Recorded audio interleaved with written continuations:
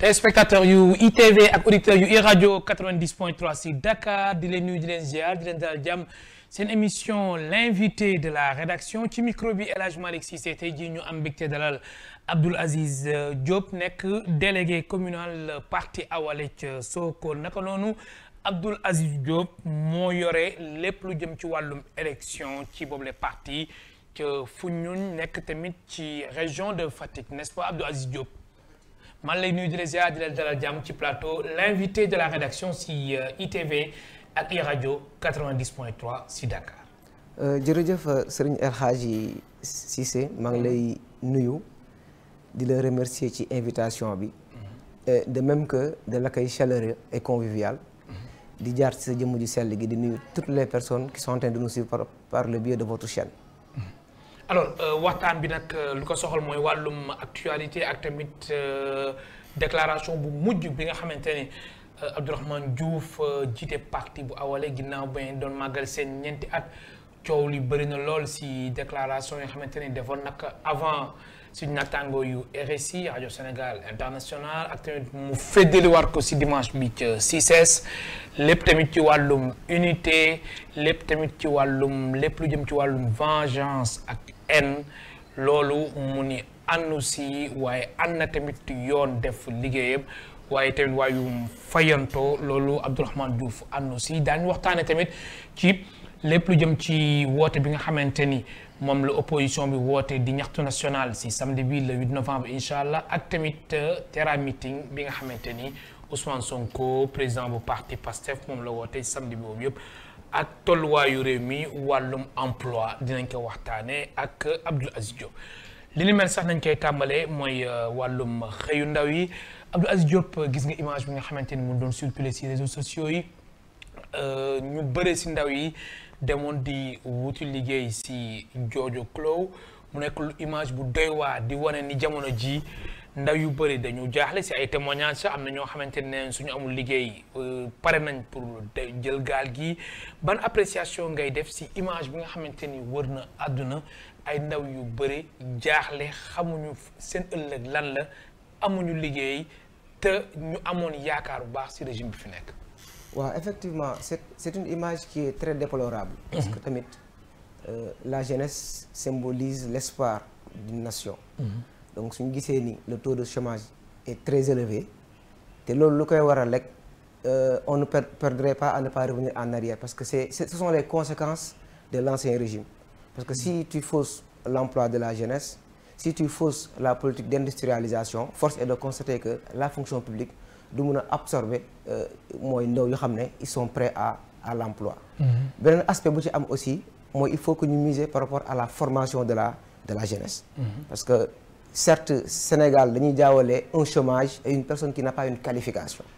parce que un chômeur c'est une personne qui a une qualification. wala mu am diplôme mais amul des perspectives d'emploi. mais une personne qui n'a pas de formation dafa war a am une formation adéquate pour que mu mun a nekk dans le milieu de l'emploi.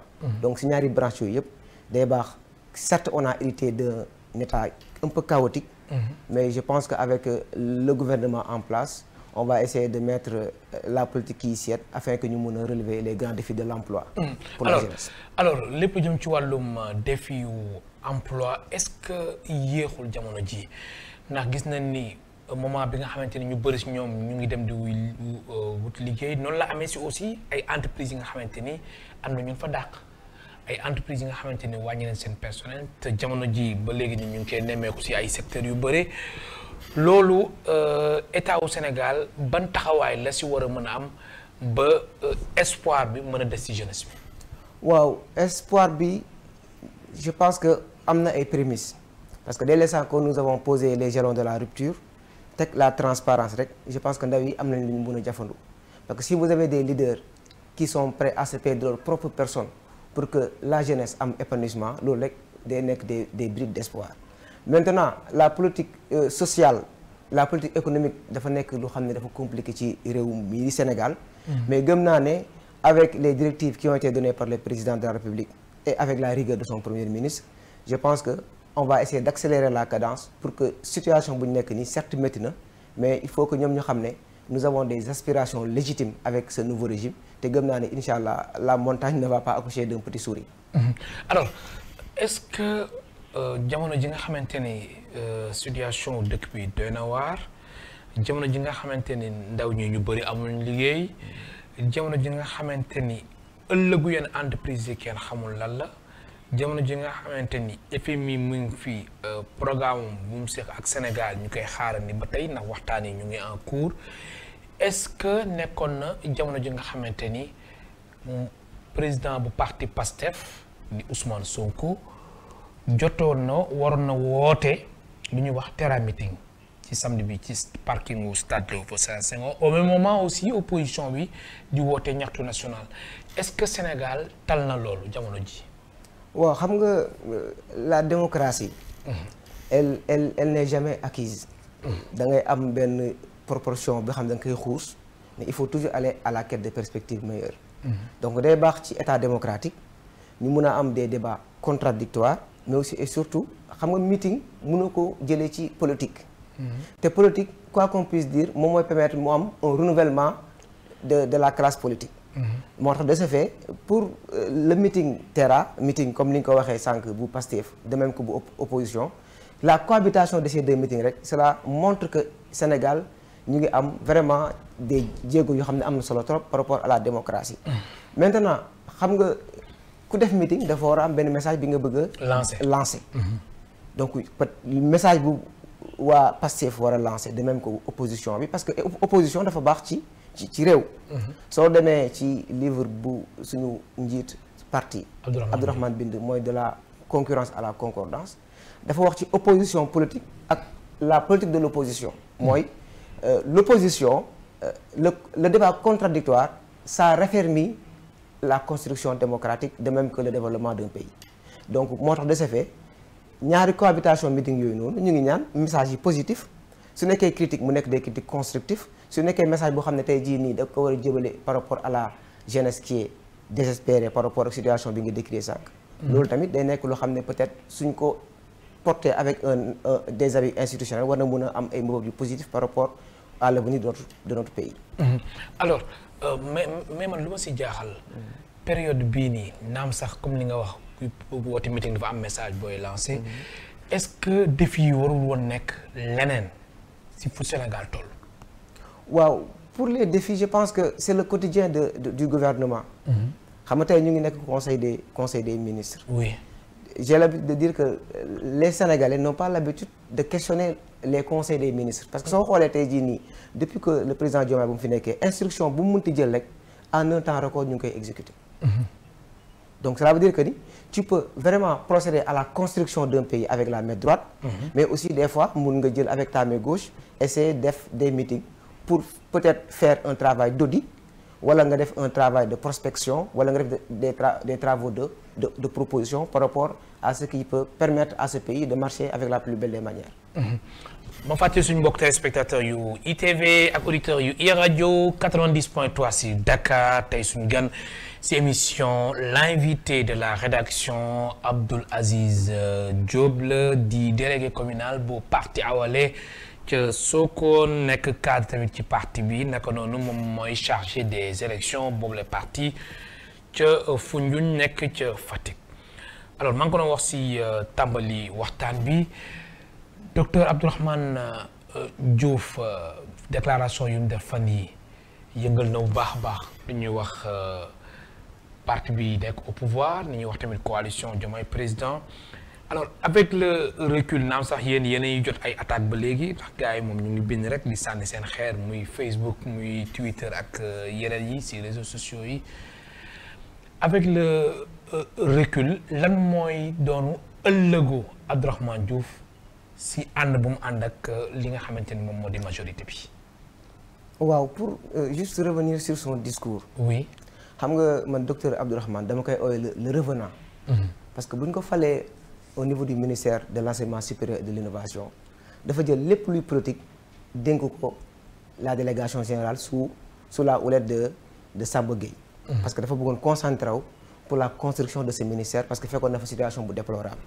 moo tax soo xoolee pourquoi man le revenant tout récemment la doog a ñëw ci parti bi mu coïncider avec notre anniversaire. xam nga docteur Abdourahmane dafa am lu ko yàlla may dafa am fasaaxa mooy suy wax il parle avec une précision mathématique. moo tax son discours est moins ouvert à des interprétations objectives. lu ma bëgg wax foofu mooy tey jii nii quoi qu'on puisse dire il a utilisé un langage simple de la vérité. muy lan. te ce langage simple de la vérité. soo demee ci le conseil des ministres du 24 avril 2024. di nga gis au niveau du rapport le président de la République du Sénégal son excellence Bassirou Diomaye Faye dafa wax ne il faut une réconciliation nationale mu dem plus loin et il a dit une justice adéquate. te même sax feddaliwaat na ko lépp jëm ci wàllum réconciliation nationale da wax ko benn yoon wax ko ñaar yoon. effectivement. donc pour vous dire que donc ces propos au lieu de croire que ce sont des propos qui divisent. mais c'est un appel à une implication de la mouvance présidentielle. c'est un appel à la responsabilité. parce que Sénégal dafa nekk benn dëkk boo xam ne dafa bëri riir mais riir su amee c'est là où on doit identifier les responsables et les leaders qui doivent avoir une sérénité et une tranquillité d'esprit. te gëm naa ne propos yu mu wax du ma si ñor parce que c'est très clair comme propos wax na ko ci les zones d'une chaîne je vais pas parler du nom de la chaîne pour ne pas faire de la publicité. non grawul. RSI la ko waxee. waaw rajo Sénégal International. merci mu waxaat ko aussi ci l'anniversaire parce que anniversaire bi aussi soo ma ci mayee dinaa ci taxaw. oui anniversaire bi xam nga parti politique ñun ñu ngi créé suñu parti le 30 octobre 2021. mais ñu ngi jot suñu récépissé le 10 juin 2024. mais maintenant soo créé benn parti politique day baax soo waree dem ci yenn considération wala soo ko waree def un travail de diagnostic. bésu anniversaire c'est un bon prétexte pour nga mën a xam est-ce que sa parti bi notoriété bu mu war a am na ko est-ce que la machine électorale bi mu war a am war na ko am est-ce que par rapport à sa légitimité populaire war na ko war a mën a am. te tey jii nii les 3 principes que je viens de préciter ay Awalé day coché yëpp.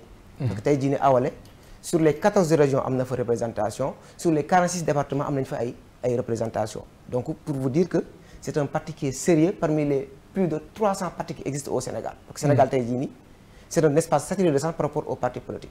mais mënoo jël 5 partis tey jii nii te doo ci boole Awalé. te loolu lu koy waral mooy il y a un travail acharné de notre leader mais aussi et surtout nous avons des militants qui sont disciplinés et qui peuvent travailler sans prétention. alors li nga expliqué nii loolu dafay tekki que ni échéance yu ñu jëm Awalé mën na demal boppam wala mën na si am benn taxawaay wala loolu aussi si jotee yéen di ngeen ko waxtaane bu baax a baax. waaw d'où l'intelligence de notre ministre xam nga tey jii nii su ko neexoon xaar ba échéance yooyu ñëw mu bañ a tudd la mouvance présidentielle demal boppam. mais il a interpellé la responsabilité de la mouvance présidentielle. ne leen sama gars yi affaire yi doxul. mais il faut procéder à un travail de diagnostic mu nekk un cadre de discussion afin que ñu mën a am des solutions heureuses. très bien alors lan moo tax affaire bi doxul. waaw lu mu ko waxee rek xam nga tey jii nii la mouvance présidentielle bu porté Diomaye ci la présidence. tey jii nii dafa war nekk benn cadre de discussion. mais moom à travers ses propos dafa ne depuis bu ñu ko falee ba léegi le président ce levier là qui a servi à Diomaye d'aller à la quête de perspectives meilleures ba mun a am le poste de président fonctionné wul donc dysfonctionnement yooyu nag moo tax mu teg ay interrogation pour que ñu mun a réfléchir si ku nekk am ci benn avis wala benn proposition boo xam ne dina nekk benn levier boo xam ne ça va leur permettre pour les échéances à venir ñu concerté wu xool nag la ñuy demee ci élection yi. ak bu mu munti doon. alors Abdou Aziz Diop lan ngay tontu ñu nekk si parti Pastef jàpp ni. yéen Abdourahmane Diouf déclaration bu def dafa diviser pour gën a mën a amaat beneen taxawaay ci parti bi maanaam daal gën a defarwaat moom ci boppam pour mën a diviser xaajale li nga xamante ne moom moo di coalition Diomaye wala tamit mouvance présidentielle mu tas ko lan ngay tontu ñooñu. waaw je pense que c'est la méconnaissance de la personne. parce que Abdourahmane Diouf. ku ko xam wala nga koy lire ci ay livres am c'est un rassembleur. xam nga ku wax démocratie de concurrence à la concordance c'est-à-dire que même un opposant dans son circuit de raisonnement a son mot à dire. Et plus loin il doit avoir une responsabilité dans la construction du pays. kon kooku mënoo ko jagleel le statut d'un diviseur. Donc loolu c'est la méconnaissance de la personne. Maintenant par rapport à la coalition je pense que sànq rek maa la koy rappeler le fait de pointer du doigt avec un œil critique la coalition c'est parce que il veut faire un travail de toilettage pour que mu nekk un appareil dynamique autour du président.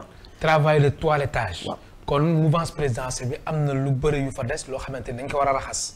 effectivement mooy il faut que mu nekk un cadre de discussion buy permettre que ça soit mu nekk le président que ça soit mu nekk le premier ministre ñu mun ko utiliser parce que tey jii nii xalaat lu muy gën a yaatu rek ngay gën a mën a am ay propositions yu ziduwaan parce que bu leen fàtte ne dañ nekk ci situation bu xala critique sànq yaa ngi koy rappelé ci chômage bi état bi ngi ci def jéego yu mu ci war a def sànq yaa ngi koy wax ci économie bi état mi ngi ci def ci jéego yu mu war a def mais on a besoin de l'union parce que ce n'est pas pour rien que l'on affirme cette assertion que c'est l'union qui fait la force. Dans la construction d'un pays on n'a pas besoin d'un groupuscule on n'a pas besoin d'un parti politique mais on a besoin de toutes les forces vives et de toutes les compétences te gëm naa ne Abdourahmane foofu lay woo gars yi il est de bonne foi il n'est pas un diviseur mais il est un rassembleur. Abdou Aziz Diop délégué communal bu parti Awalé ca Sokone amee ñu dénk ko lépp jëm ci wàllum élection yi ca parti boobu la ca nekk ca Foundiougne moom mooy tey suñ gan si émission l'invité de la rédaction fii si ITV ak iRadio 90.3 si Dakar alors ngeen amal seen anniversaire ñeenti at yi nga xamante ni amal nañ ko soo doon def bilan à mi-parcours lan ngay wax si parti Awalé.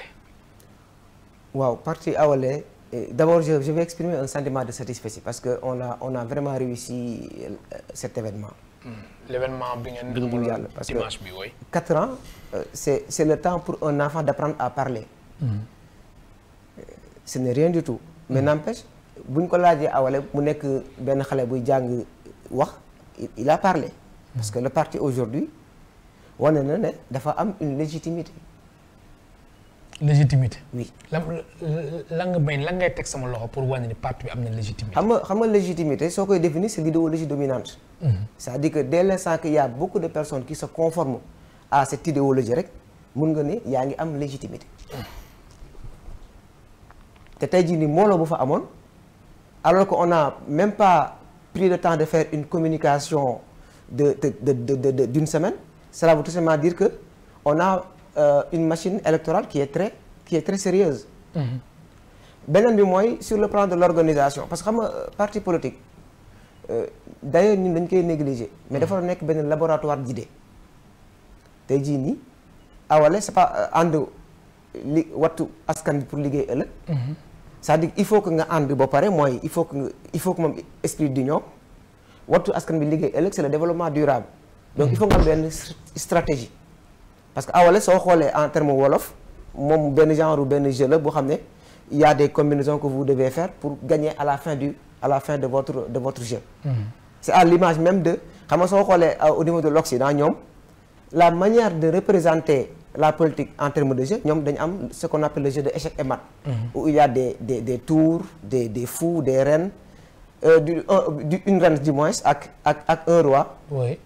pièces yooyu yëpp dafa am lu muy symboliser par rapport ak li ngay incarner ci politique. mais ñun par rapport à la dimension africaine nous avons un jeu Awalé de stratégie mais qui nécessite une mobilisation de force et d'intelligence pour que à la fin nga mën a am une victoire escomptée. donc sur le plan de la stratégie sur le plan du laboratoire d'idées Awalé daf ko am. Awalé am na des jeunes qui sont très responsables. parce que là l'engagement sans responsabilité enferme en elle-même les germes de sa propre destruction. mooy dans la vie si tu veux exceller il faut avoir un engagement responsable. être un militant discipliné. saa yooyu génnee sa kàddu di wax devant un public nga wodd ko muy la forme mais nga jox ca ñu lay déglu mooy le fond nga génnee xam-xam. am na solo mais Abdou Aziz xam nga wax nga sànq. nga ni mbir mi doxul moo tax Abdourahmane Diouf aussi di woote pour vraiment lépp lu jëm ci wàllum unité woote tamit pour lépp mën a baax pour mandat bi nga xamante ni moom le président de la République Bassirou Diomaye Faye mandat am nekk de mandat bi nga xamante ni réalisation yi dafay mucc ayib maanaam mu am ci réussite mais bilan wu président Diomaye Faye yéen mënoo leen ci génn maanaam dëkk bi fekkee ni doxul yéen mënul leen ci génne ndax ay alliés ngeen yéen a ngi ci biir ban apport wala tamit ban contribution ngeen di jëm ngeen fas yéene indi ngir tabax Sénégal seen loxo nekk ci biir. waaw je pense que loolu question bu pertinente la.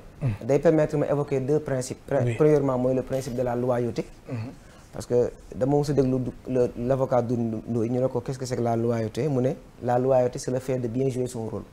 Je pense que aujourd'hui au sein du gouvernement Abdourahmane il est en train de bien jouer son rôle et en mettant en évidence le principe de la solidarité gouvernementale. Maintenant pour que li nga wax ma dëggal ko mooy Abdourahmane moom sax da ko wax ci keroog ci suñu anniversaire nee na il faut que ñu jàppale Diomaye mu réussir. parce que su réussir ñun ñoo réussir mais su échoué ñun ñëpp ñoo échoué. donc il a apprécié la valeur symbolique de notre implication te gëm naa ne mi ngi œuvrer parce que bu ñu ko joxee tey jii nii le ministère de l'enseignement supérieur tey jii nii bu ñu nee agenda national par rapport à la transformation de tout ce qui est réforme. oui Sénégal 2050. effectivement bokk na ci ministre yu ko njëkk a présenté au niveau du SICAD. ca Diamniadio ca Diamniadio tey jii nii y a beaucoup de réformes qu'il a eu à faire même tey jii nii maa ngi gis keroog benn communiqué buy wane ne on doit recruter 500 enseignants chercheurs. mais loolu ça découle de ça de son travail de diagnostic. mi ngi bokk ci recommandation yu mu defoon au niveau de ce ministère balaa mu fay jógee. bu mu jógee ci ministère boobu aussi bu ñu ko joxee. environnement ak transition écologique. il va faire la même chose parce que bépp ministère bi ñu ko mënti jox il a l'habitude de donner un contenu par rapport à un corpus mooy c'est-à-dire que lépp loo ko mënti jox da koy jox un contenu parce que le jàmbaar par excellence c'est une personne qui a l'incarnation de l'image d'un soldat. te soldat soo ko toog takkalee ndombal tànk dafa am ñaari signification benn bi mooy c'est la loyauté deuxièmement mooy l'incarnation du travail sans prétention te ñaar yooyu yëpp suñu jàmbaar en chef am na ko ñun ñii de manière résiduelle am nañ ko moo tax ñuy doxal parti bi fépp mu mun ci nekk. alors ma fàttali ñu ngi dalal Abdou Aziz Diop nekk délégué communal bu parti Awalé ca Sokone lu ñu desee ci ay simili bëriwul ban appréciation globale ngay def ci tolluwaayu Sénégal jamono ji ci wàllum koom d'abord. oui je pense que nous sommes en train de vivre comme lu mu ko waxee en début d'émission les conséquences d'une mauvaise gestion de l'ancien régime. waaw mais Abdou Aziz man foofu du ma d'accord ak yow. même si on est en train de d'accord ak yow 100%. ndax yéen saa yu ñu leen laajee rek wala saa yu ñu leen waxee da ngeen naan waaw ñu fi régime bi fi jaar lu mu fi bàyyi Macky Sall dette cachée ay chiffres falsifiés mais non mais loolu xam nga loolu wax ngeen que Sénégalais yi def ngeen état des lieux mais il est temps Sénégalais yi aussi sentir benn souffle nouveau benn tamit yokkute ci plan yëpp moo tax fekkee ni saa yoo leen waxee aussi ngeen bëgg revenir ci gestion Macky Sall day doy waar. waaw nangul naa la sa xalaat boobu. mais j'ai un avis différent. Wow. Parce que xam nga le rappel permet la justification du temps de la construction. tey jii nii pourquoi ma commencé foofu mooy certes fekk nañ fi lu métti mais ñu ngi toog def ay jéego yoo xam ne tey jii nii dans un proche futur war nañ ci war a mën a génn. te vraiment quoi qu'on puisse dire état bi ay jàmbaar lañ le président de la République Diomaye Faye et son premier ministre qui est en train d'accélérer la cadence gëm naa ne ak xarañte bu ñu am. ak l'implication bu ñu war a def pour que ñëpp mun ci jàpp suñ ko defee rek incha allah je pense que Sénégal sous peu ci zone de turbulence bu ñu nekk nii war nañ ci war a mën a génn sous peu. waaw alors zone de turbulence bi nga xamante ni moom nga ni Sénégalais yi wala Sénégal moom la nekk jamono ji boobu la jamono coow li bëri na si li nga xamante ni moom moo di majorité bi alors au sommet de l'État la moo war a mën a nekk taxawaayu. président de la République Bassirou Diomaye Faye ak son premier ministre Ousmane Sonko ngir tamit coow yi nga xamante ni moom nay dégg ci jamono ji mu fexe ba ñoom ñaar di xàccunoo dóoranoo. waaw xam nga d'habitude gars yi dañuy traiter question bu de manière factuelle. alors que question boobu noonu c'est la constitution même moom moo ko réglé. mooy dafa ne président de la république prérogative yii la am le premier ministre prérogative yii la am. maintenant pour le tandem bi mi ngi parce que d'habitude je me dis que lu bëri ay perception la rek. gars yi jàpp ne tey fii am na ay tiraillement wala am na ay querelle de cohabitation mais je pense que c'est juste une perception. mais premier ministre Ousmane Sonko moo fi toog ñëpp àdduna bi yëpp di ko gis mu wax mu ni Sénégal dëkk bi dafa manqué d'autorité mu ni jox leen ma gouverner mais loolu la wax carrément mais loolu kan lay adressé ko dul le président de la République voilà. waaw question boobu nag c'est quand même un peu compliqué parce que mais nan la nekkee lu compliqué moom moo ne carrément que ni maanaam dañ manqué autorité loolu la ko waxee.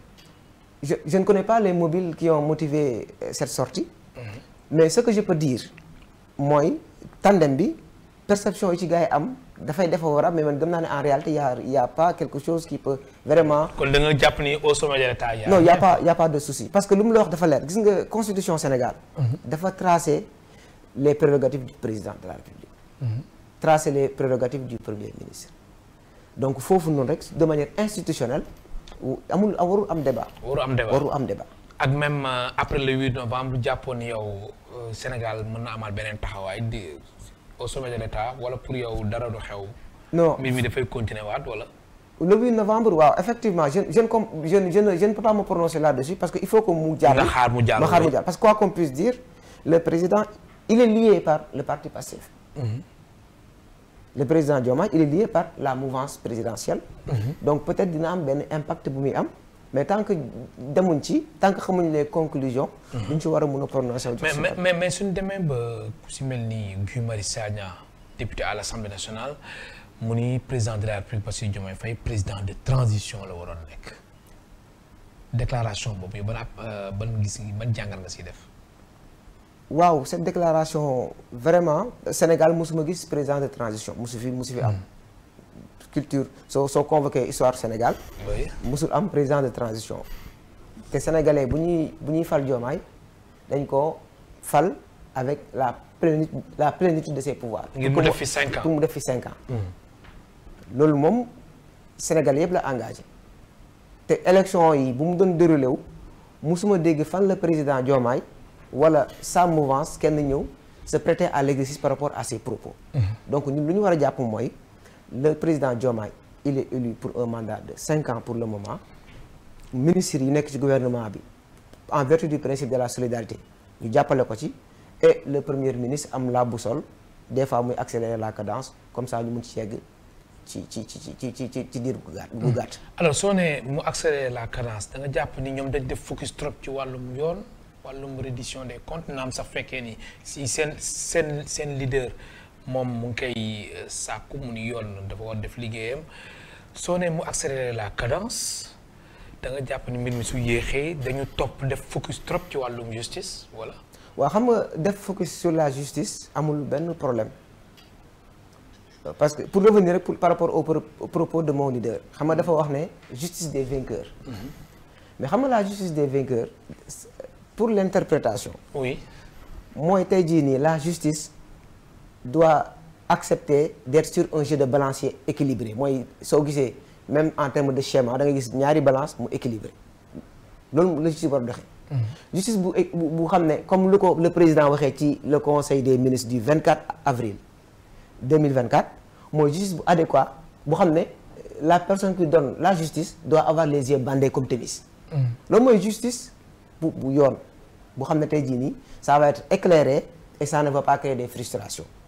donc quel que soit que l'on accélère la cadence je pense que lu Abdourahmane wax foofu noonu ce n'est pas pour dire que ni présentement il y a la justice des vainqueurs parce que ñu bëri loolu ñu foog parce que Sénégal on a un problème d'analyser le contenu d'un discours ñun dañuy focus sur les interprétations qui en découlent mais le cœur de l'argument mooy il faut que ñu am benn position avant-gardiste pour que ñu bañ a dem sur la justice des vainqueurs moo tax sorti Abdourahmane dafa am pertinence. très bien alors en une minute rek ndax li ñu desee si ay simili bëriwul parti Awalé ca Sokone nan lay doxee. waaw parti Awalé ci Sokone mi ngi marché bu baax parce que on a procédé à l'installation de parti le 29 décembre bee passé. Et on a eu à enregistrer un nombre record d'adhérents. Ba pare en plus on a pu mener des activités sur le plan de la formation des jeunes. Mais aussi et surtout def nañ fa ay synthèse en philosophie, def nañ fa ay don de sang, mais aussi en concert avec le parti Pastef activité bu ñu mënti mener dañ ciy bokk ak ñoom parce que nous sommes inscrits par rapport à cette logique de mouvance présidentielle. kon parti bi mu ngi dox. foofu la ca Sokone mi ngi dox. alors juste rek laaj bi nga xamante ni moom foog ma laaj la ko avant ñuy yëkkati jotaay bi mooy Abdourahmane Diouf su ne As mooy Diomaye mooy As loolu du provocation. Non, ce n'est pas une provocation. Ah mais waa Pastef parce que soo ñoom dañu li provocation la. soo prolongé intention bi rek du am provocation. intention bi lan la parce que As mooy Diomaye. oui Diomaye mooy Sonko. donc Diomaye du mus a am frustration suñu waxee Sonko mooy As. de même que aussi Sonko du mus a am frustration suñu waxee Diomaye mooy Sonko. mais li nga ko gisee nii ñoom gisee wuñ ko noonu de. non je pense riir bi moo bëri rek. riir bee bëri waaw riir baa bëri. maanaam Sénégal moo dafa bëri riir rek. mais en réalité ku nekk xam nga exactement la quintessence de la pertinence. maa lay gërëm bu baax di la sant la ngay jeexale Abdou Aziz Diop. waaw di la remercier par rapport à cette invitation. C'est la première fois mais je sais que ça ne sera pas la dernière. Parti Awalé ñu ngi lay remercier par ma voix di aussi remercier toutes les personnes qui ont prêté une oreille attentive à cette émission. gis naa professionnalisme bi ngay defee émission bi ak l'accueil convivial. waaw Sénégal di ñaan jàmm meeting yu war a am mu nekk terrain bi pour la mouvance présidentielle bii nekk pour l'opposition loolu yëpp c'est le reflet de la. mais bee tamit waxal seen tur ñaxtu national la tudd de. waaw ñaxtu national la tudd de waaw. waaw le pays doit fonctionner comme ça waru am un discours unanime. ku nekk war nga mun a am un espace pour exprimer tes idées mais de manière constructive foofu tamit damay interpeller l'opposition waaw il faut que ñu mun a jàng des interprétations qui sont vraiment canalisées par la raison mais aussi faire un débat constructif. am na solo trop. maa lay gërëm baax di la sant suñu gan tey si émission l'invité de la rédaction si ITV ak iRadio 90.3 si Dakar nekkoon Abdoul Aziz Diop délégué communal bu parti Awalé ca Sokone naka noonu moom mooy chargé des élections ca boobule parti ca fu ñu nekk ca Fatick ci micro bi El Hadj Malick Cissé ci réalisation bi Pape Samba Hélène ak Fatou Ngom jàngeen jëf ba beneen yoon